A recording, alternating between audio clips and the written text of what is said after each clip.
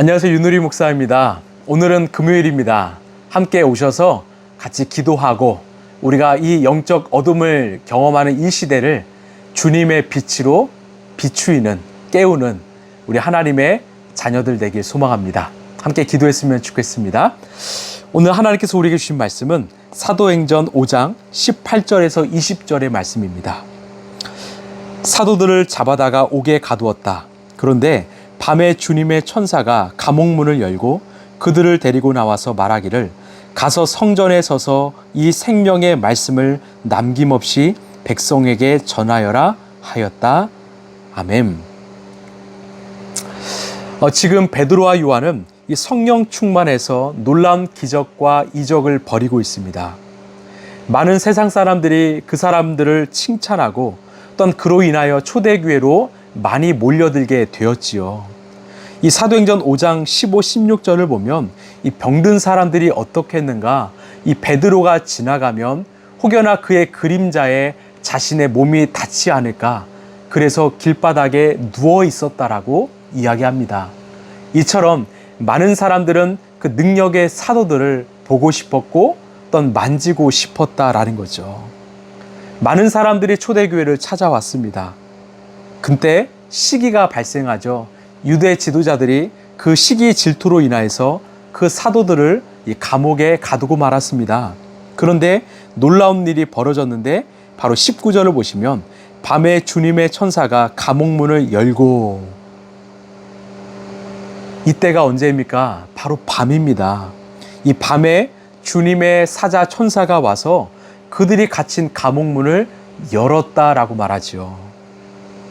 여러분, 보통 밤은요, 우리에게는 부정적인 의미로 많이 사용되지요. 가령 밤문화랑 이 향락과 퇴폐의 상징이죠. 그런데요, 하나님의 시선 안에서 밤은요, 결코 부정적인 것이 아닙니다. 왜? 하나님은 이 태초에 천지를 창조하실 때 낮을 창조하셨지만 밤도 창조하셨죠. 창세기 1장 5절을 보면 빛을 낮이라고 하시고 어둠을 밤이라고 하셨다.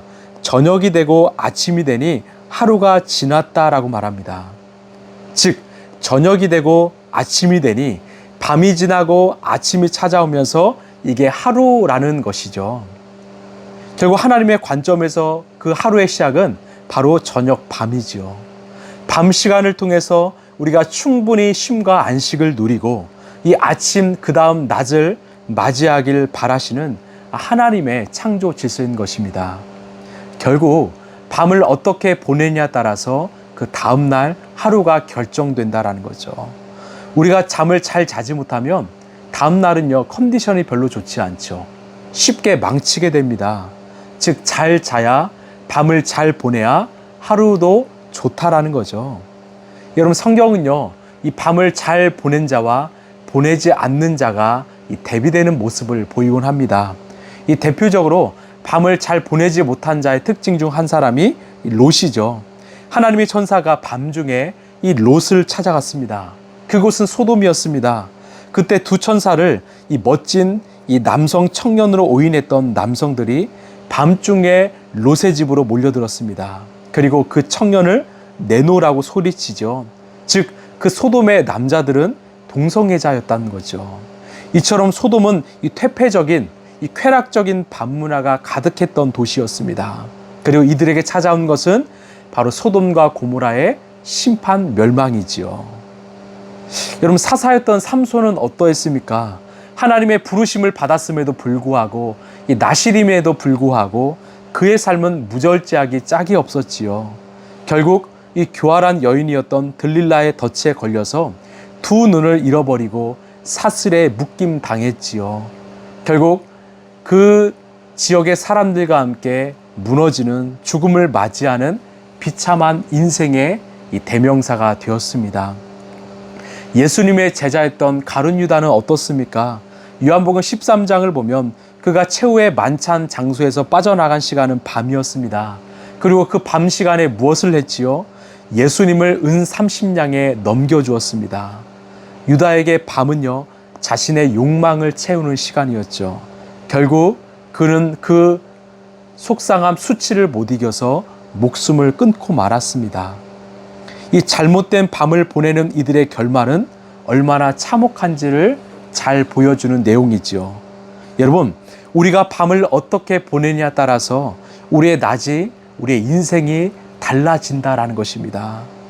자, 17, 18절을 보시면 이 대제사장과 그와 함께 있는 사람, 즉 사두개인의 당파가 다 마음에 시기가 가득하여 일어나서 사도들을 잡아다가 옥에 가두었다라고 말합니다. 지금 이들은 억울하게 감옥에 들어갔지요. 이곳은 이 경비가 삼엄한 국가기관이 운영하는 이 감옥이었습니다. 근데 놀라운 일이 벌어지죠. 그 다음 19절에 주의 사자가 밤에 옥문을 열고 끌어내어 이르되, 즉 그 밤 시간에 주님의 사자가 찾아와서, 천사가 찾아와서 옥문을 열었습니다. 그리고 사도들을 꺼내어냈지요. 언제요? 바로 밤이었습니다. 이들의 밤은 어떤 밤이었을까요? 세상에서 살고 있는 이들과는 다른 영적 밤이었지요. 하나님의 역사하시는, 하나님이 살리시는 하나님의 밤이었던 것입니다.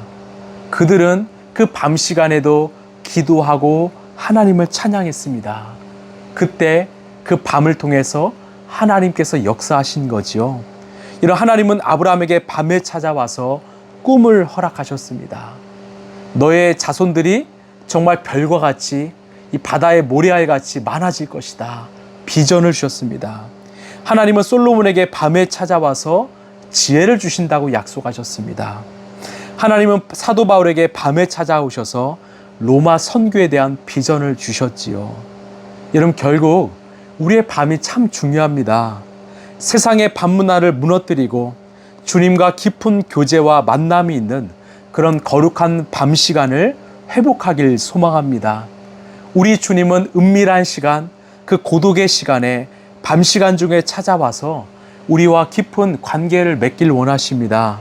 여러분, 진정한 영적 그리스도인이 되길 원하십니까? 지금 밤 시간을 어떻게 보내십니까? 주님 안에서 주님과 깊고 은밀한 교제를 나누는 밤이 되길 소망합니다. 그 밤 중에 정말 내 삶을 뒤덮는 두려움과 불안과 근심에서 벗어나서 예수님으로 채우시길 소망합니다.